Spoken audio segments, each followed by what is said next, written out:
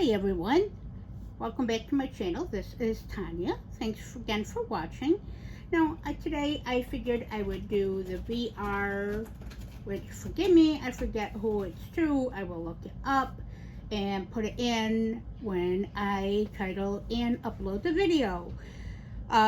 This is going to be one of the last few attempts that I may be doing to add videos to my channel. I'm kind of deciding whether or not, since I'm in a very highly contemplative and reflective phase, as if any of you watch any of my previous videos, you'll know that this has been a year for everyone like that, but especially for myself. I'm in a constant flux of change, still going to be there, and I'm certain 2024 is going to continue to herald and bring the same.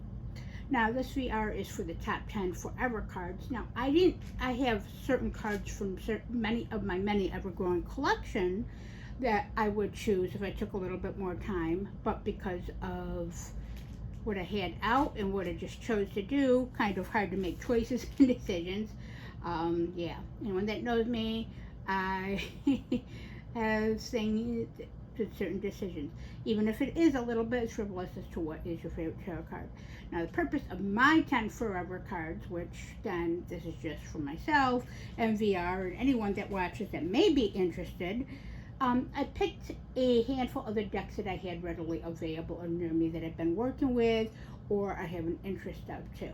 So I have 10 forever cards. These are cards I actually chose to help me to make or break whether or not I want a deck. Yes, many of them are majors.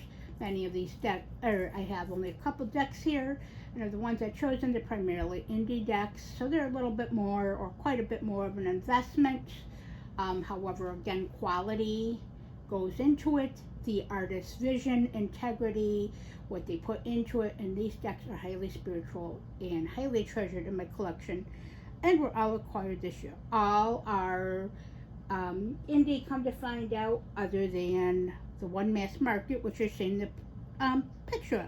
Now, this mass market here, this is, I'm going to do two cards from this deck as an honorable mention. It's from the Dark Angels Tarot, which is a low Scarabeo deck. It's already, I've only used it a handful of times. I actually use it primarily, to be honest, to communicate or get advisement from one of my spirit guides specifically. This is the deck he chose. It is just, let's say, highly appropriate for him. So, in my ever-growing spirit court. So basically, in that respect, is these are honorable mentions because of the cards themselves. Now, we all know I am a 90s, or was a 90s teen, should I say. Yeah, great fucking decade. I was in high school, great music, um, great candy and food, great books, comics, great shows, great movies. Um, Love the goth aesthetic, the real goth aesthetic. You all who know that a lot of the great horror movies that came out. Of course, two of my favorite horror, should I say, witchy movies came out. The Craft and Practical Magic. So yes, along with many others, of course, and a lot of great franchises. We all know I'm a horror fan if you watched any of my previous videos or collections. So let's get on with it. I'm trying not to be too rambly. Again, this is just to see whether or not I'm going to do a couple more videos to see whether or not I want to keep my channel or do not. If you have any comments, advice, what you like on this or would like to see, please comment below. That is greatly appreciated. I love feedback and constructive criticism. Also, if you like my channel or any of my content and my babbling reality and my craziness, then and my witchy stuff, of course, then please subscribe if you haven't already. Again, sincerely and greatly appreciated. So on with the cards as I mentioned. I don't want to make this too painful and too long. Plus, it fucking takes forever to load up, and yes, I swear. And yes, advisory ahead of time. Most of these decks have nudity in them, and also maybe graphic, besides the graphic full-on nudity, they also have maybe a lot of potential triggers or things that might cause triggers or trauma, or if you're not highly into witchcraft, maybe a little bit of left-hand path. Of course, we all know I work with underworld deities such as Hades and Hecate are my two patrons. Um, I know I'm apologetic about it, but I'm just trying to be kind of constructive and considerate, as I always am with all aspects of my life. So to get back on with this, you're already 5 minutes in. So these are first two are the honorable mention. So this is the King of Cups. King of Cups has been coming up for me quite a few times this year, but I love this because look at what sold me on this Dark Angels deck. Thank you, Racine from Owl Moon 513 for posting this video a few months ago about this deck when she reacquired it into her collection. I love her videos. So if you are a tarot or witchcraft enthusiast or spiritual or goth or whatever the case, or love that aesthetic, or just some great person to watch that's inspiring, who's evolved and been on Tarot Tube for so many years, check out Owl Moon, I believe, 513, Racine. Yes. I would recommend it. I've seen almost 95% of them. I have deeply got in tune with. I've learned a lot from her. She's empowered me a lot in a lot of ways. I've learned a lot of tips. And actually turned me on to a lot of decks. Hence, this deck, Murder of Crows, Abyssal Tarot. I can go on with a huge list already from this year. So this is the King of Cups from, again, Dark Angels Tarot. Only mass market one on this list by Los Scarabeo. Cardstock fucking sucks. For like most of Los Scarabeo. Only one I've actually seen a pretty great is, of course, the Magical Botanical Oracle. And I do like the cardstock on Murder of Crows, where others may not. But it's already warped, and I don't use this deck too much, as I said earlier. However, I love it. 90s, 90s, 90s. Now, this is like a 90s sort of digital collage type of deck. I think it came out in the early 2000s. A beautiful deck. The colors are amazing. And if you are into dark aesthetic, hence the Dark Angels name, such a amazing deck. Very 90s. And they took, obviously, 90s characters or individuals or in full inspiration for this deck. Guidebook, yeah, I don't like the storyline, whatever. I just read them because I know what they are. It's very Rider-Waite-Smith based. So, yeah. So this is the King of Cups, and it is clearly Robert Smith. Hello. What could be more goth than The Cure? Oh, I love Cure. My favorite Cure song, of course, from one of my favorite movies, which isn't obvious, is The Crow with Brandon Lee, but Burn.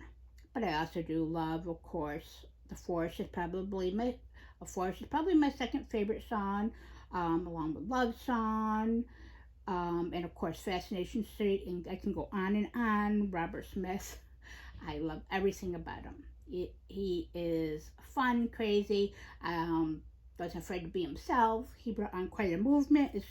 Still, his voice at his age is incredible. If you've not seen anything recently, look at his videos. And he's such a real cool person, and the music and the lyrics are so great and in many ways deep. So yes. So that's why I love this card. So again, look at this. So that's why I like that. King of Cups, again, honorable mention. So the other honorable mention, of course, is from also the same deck, Dark Angels. Now this is Two of Cups. The Two of Cups is in many decks, it's not a full game changer for me of a deck, but I do like it, and I do is one of the cards I do consider. Now, if you look at this particular one, let me see, try to focus this a little bit better, or show you. Yes, look at that. If you clearly have watched any of my videos or read my description, you all know I'm a Typo Negative fan. I love that. That's my favorite band. Of course, I love Nin. As I mentioned, I love Tori, Mazzy. Yeah, again, 90s girl, 90s fangirl here. My husband just laughs at me about my obsession with Peter Steele.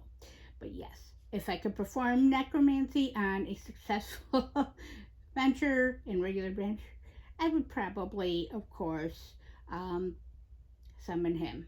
So yes, but that's enough of my craziness. But look at this card. It does remind me of, also, I do believe this was taken inspiration from I'm not sure, but a 90s metal magazine or imagery. I'm certain I came across to a similar, at least where this is inspired or potentially derived from. But again, I love this Two of Swords. Has all the feels, all the relationship. So yes. So 10 minutes in. So those are my two honorable mentions from the Dark Angels Tarot. Again, check it out. There's flip throughs online, check out Racine's, and there's lots of pictures on, even on Pinterest. So now on in no particular order, these are primarily all from the same deck, but in no particular order or content, it's what came up in the pile. So first card I'm going to do out of one of the many ones I determined is, and again, this deck is pretty graphic. It's got nudity, it's got a lot of potential acts of or allusions to violence, potential self-hurt, blood, etc. It's an underwater photography deck. So if this is definitely not your cup of tea, your glass of wine, whatever, glass of wine, then look away or not. Don't continue watching because they're just going to get crazier from here. But that's how I roll. That's who I am. I am, again, a very open practitioner, very in touch with both ends of the divine dark and the divine light. Kind of, if you can label it, a gray witch, eclectic witch, insane witch, whatever. So I love the Two of Swords, but look at this one. I love their expression. The Two of Swords, of course, typically has in the typical Rider-Waite Smith depiction has a woman or figure or character as a central, sitting kind of Indian style, yoga style, with their eye blinded and two swords. Now this has got the crisscross swords, as you can see, which is an allusion or nod to that. However, I love the way, besides that the two characters stand out, what you can feel. It is a very evocative deck, the Abyssal Tarot, which I believe is by Shelly, Corbett. It is an indie deck, and the Abyssal Tarot is an investment. The cardstock is horrible. It's like a sheet of paper, literally. So she's a very delicate deck. However, she is worth every penny. And if you are like me, it is a very divine feminine deck, very power. Even though it's an under-based water deck, it's a lot of fire to it due to the passion and due to the expression and free will that is in this deck, which is, of course, I don't use all my decks for just reading for myself or for clients. I do use them to connect with deity, get guidance from deity, my practice. I use them in magic. I use them in medication. Whoa. Okay then. Meditation and for keys, doors, and connection. I want a deck that makes me feel, provokes feeling, magic, thought, intention will aid me and make me change my perspective, my point of view. I'm not into, I have some cutesy decks, don't get me wrong, like the Everyday Witch Tarot. However, yeah, I love the dark aesthetic. That's me. And yes, but that's not for everybody. So this Two of Swords is in the Abyssal Tarot. Again, one of my make or breaks for almost any deck that I purchase from. Now this next one is from the Witch's Tarot. Of course, my main deck. Of course, Thoth does not appear in this video. Thoth is my main spirit deck. But this is now really has quickly become a cornerstone and foundation in my practice, as my patron goddess is Hecate. Again, nudity alert for this deck, very much so. It's all primarily of the female and divine feminine deck, as such, with the exception to a couple cards that are not to the male masculine, which are of the creator, which is Chris Madsen of Burning Paper Hearts. Again, an indie deck. Not very expensive for an indie deck, though. She's a beautiful deck, and she feels very nice. The cardstock is nice. It is quite a lovely deck, and definitely a witch's deck. But again, not for the faint of heart. It's definitely a straight out Witch's deck, hence the name Witch's Tarot. There's a lot of Witch's Tarot decks out there. However, this is the best one I have seen so far, in my opinion, but that may just be me. To each their own, as we mentioned. So the moon card. The moon card is very misunderstood in many cases, meaning, sorry if I turn away, my cat is being, my cat, Willow, as usual. My cat's always errors. I'm filming this in my living room. However, the moon card is very misunderstood. So that has a lot to do with what lies beneath in the shadow.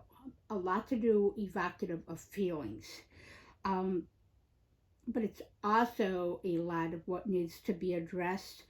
Um, Sleeplessness, insomnia, what weighs on our minds, what is hidden beneath the surface. Also, personality characteristics or situations, maybe that's deception or illusion, what needs to be brought to light. A very powerful card is cyclic, like the moon. As you can see from in here, I love the red in this, and I love, of course, look at those moon phases there on her. This is one of the most powerful moon cards I have ever seen. So, yes, Witch's Tarot by Burning Paper Hearts by Chris Madsen. So there's the moon. That is card number 2. Card number 3 is going to be also from the Witch's Tarot. Same deck, same creator. Look at what one it is. It is the Tower. If any of you have watched even parts of my previous videos, you know I have a love-hate relationship with the Tower. The Tower card has probably been my main card forever, but basically this year it is basically a reoccurring card. That either makes me angry, triggers me, but makes me happy. And it's definitely a card that I'm coming to have maybe a lot better understanding of its meaning, and especially how it applies to my personal life. So throughout the years, Tower was never one of my favorite ones. It's barely ever had any easy depiction, except for maybe again the basically everyday Witch's Tarot, which kind of has a Wizard of Oz feeling to that. Maybe someday I'll bring that on there. There's plenty of videos of that on YouTube.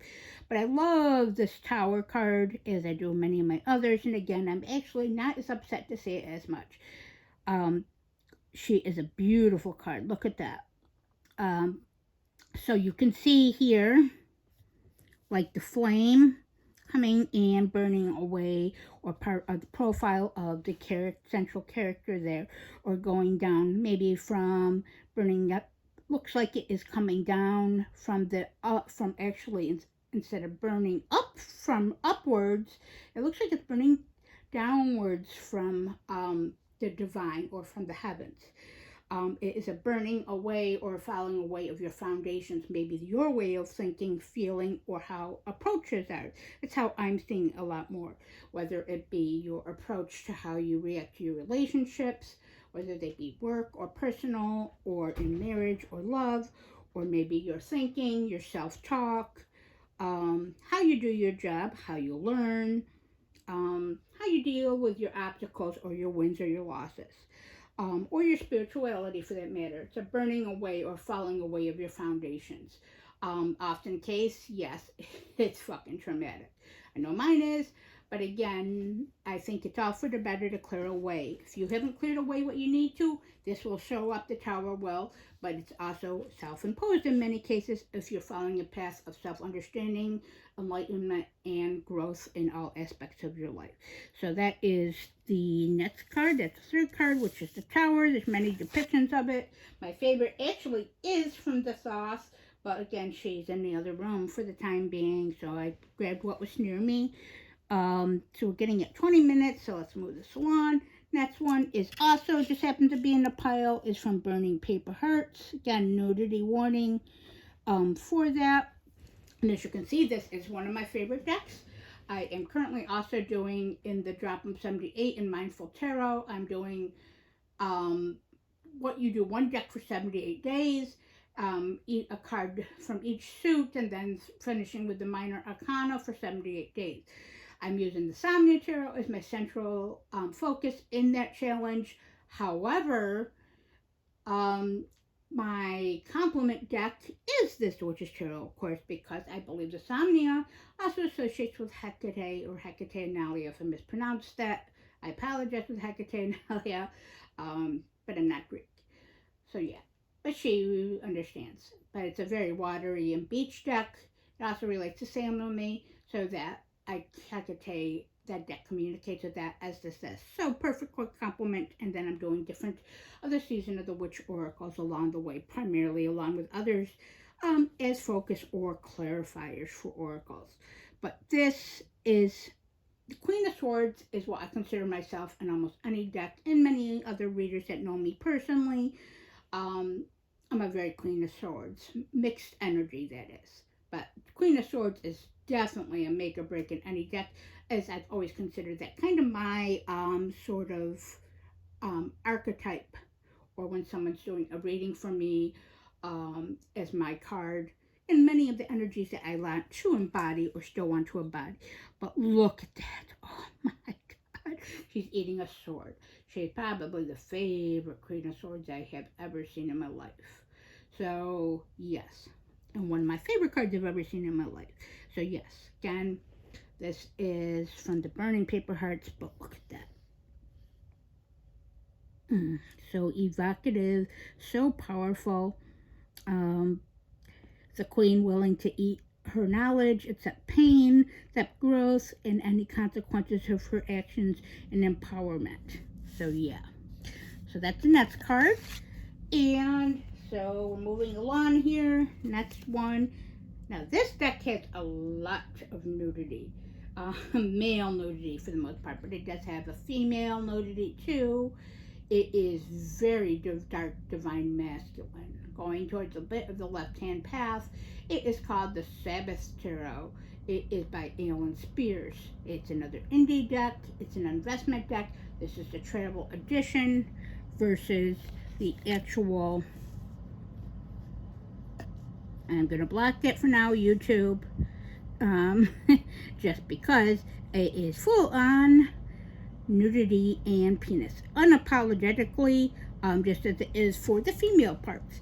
However, I don't have a problem with it, but YouTube or some of you may. So if you do not like I mentioned earlier, please turn this off. This deck is extremely powerful. This is my Hades deck. This Hades communicates to me through the through this deck, and gives very strong, honest messages, as this guidebook is amazing. It is a smaller deck in size, meaning the travel edition, but does not take away anything. The deck is very buttery smooth, and the card deck's amazing. It comes with a bag. I probably paid, like, with tax and shipping and stuff, for a deal of $60. So check out the Sabbath Tarot, Sabbath Project, if you are into a darker deck, or you're looking for something that is divine masculine, which there is rare things that actually honor the divine masculine, the beauty of the male body. Yes, there are all very gorgeous and very powerful men in here, but still, I don't have a problem with certain things, whether it be age or whatever. Yeah, not really what I'm looking for. Is more is the energy of the card, what it makes me feel, and what it depicts, and its message, and of course the guidebook. This is, of course, it's hard to see a little bit. It does have embossing on it, but this is the Witch. Now, instead of the Magician, which is definitely one, I'm a major arcana type of girl, of course, but basically this is the Witch, which is the Magician. Oh my God, I love this. Now, of course, it is a witch deck. So basically, I have a divine masculine deck from the Witch's Tarot. I found my perfect, in my opinion, for my practice, perfect complement for my true patron deities. So you can look at that. You see the tree in the background. You see where he is got a sword up here. You see a cauldron down there. You see trees. This deck is just everything, just like the Witch's Tarot.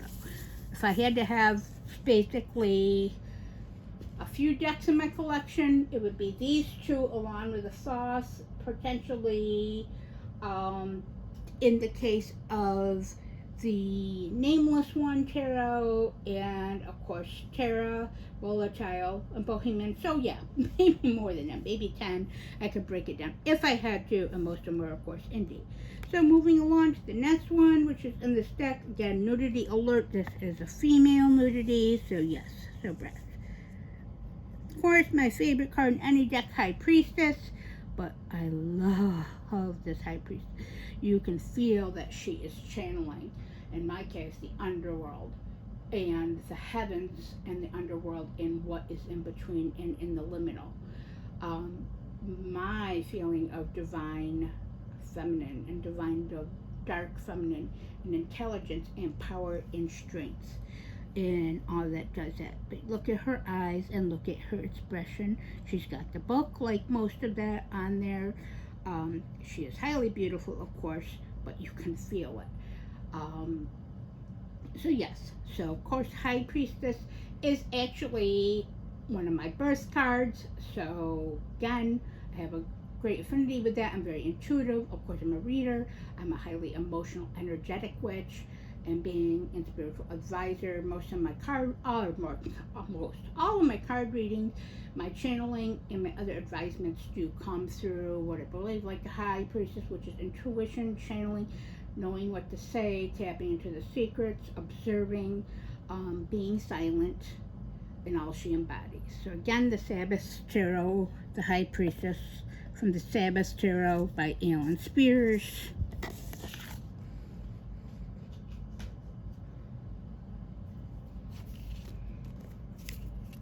Okay, another one from, of course, the Sabbath Tarot, Death. Again, nudity. Can look away, fast forward, turn off my video. Death card is the Reaper card. It's my favorite in almost any deck. This is a make or break. When I first started reading ages ago, yes, when I was 18 that is, and I'm 44, going on 45 now, I'm on the brink of 45. Yeah, to give away my age. This was I was a big thing. Of course, my first image of working with was in the Death in the Sauce. Of course, Don't Fear the Reaper. But it became one of my ally cards. And it's, of course, one of the ones that turned up for me this year, right along the way. And of course, hello, underworld energies. That's one of the many things and one of the many significators throughout the year. That's the path I was going on. But that's where I feel most at home at, my affinity and my path. So, when you hear something call or feel something feels right, for the most part, it generally is. There is certain things that probably are not, or maybe better best being alone, or at least research. But yes, there is a reason. So this death card is everything with a death card. I mean, look at that skull face on it. It is like Hecate in all her power, in her glory. Dark divine feminine, change, the skull, death itself, and the Reaper. Now, if that Reaper probably came from me, I would fully embrace it. So again, this photography deck is amazing. One of my top, definitely probably my top 5 now. I cannot live without this deck, as I cannot live without the Witch's Tarot or the Soft Tarot. So again, beautiful deck, transformation, death, cycles, in all the power that death is and change, and transformation for that matter. Okay, moving along, I'm going to try to keep this under 40. 3 of Swords. The Swords is usually the traditional Rider-Waite-Smith. Is typically just the heart being pierced type of thing. Just a traditional that, 3 swords for that thing. Never a happy card for that king. This, I love the 3 of Swords from the Nameless Tarot, which is a indie deck. It is a very investment deck, the Nameless one. And comes with, you'd have to order separately, a companion grimoire, which is a hardback book that I have. It was gifted to me by my cousin. I bought the deck first originally and turned him onto it. It is a gorgeous deck on that. It's by Zia Hunt. Check out her Instagram in the Nameless One Tarot. The book and the deck, I believe, together retail for 166, but you get what you pay for in many cases or invest in. And this is an investment deck of all sorts, but if you are into this, is a sigil here. So you can see if you're into sigil magic or know a little bit about sigils. Sigils are for focal points, intention magic, or putting out energies to aid in magic, aid in meditation, growth, and have a message without actually having the right downright in your face regular traditional symbol or words that are converted or derived from that. This artist spared no details with her deck. It is gorgeous in such keys and such to power and divinity and spiritual, no matter what spiritual path you follow on it. You don't have to necessarily work with the sigils. You can just work with the tarot meanings, vice versa, like I do, or the sigils. The grimoire, where it has amazing different tips, magic, crystal meanings, animals, the card meanings are broke down. So if you get this deck or interested in the Nameless One Tarot, I 100% recommend getting the hard copy of the hardcover of the grimoire and investing, or even the downloadable. However, it does come with a little book, which is actually amazing. Not a typical little white book, as they do with tarot, but it's very, does not take away. It's got the traditional and reversal meanings, key words, and affirmations. This deck is everything. But of course, if you watch any of my previous videos, I am into serpent energy, and look at those serpents going through that.